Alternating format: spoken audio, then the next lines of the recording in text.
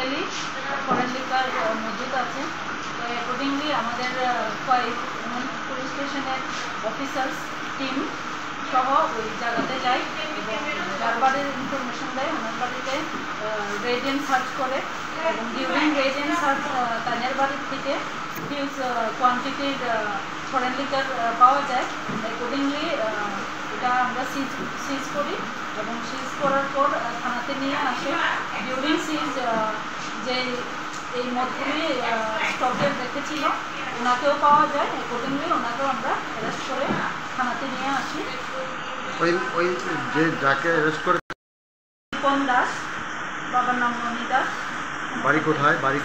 সমতল পদ্ধতি।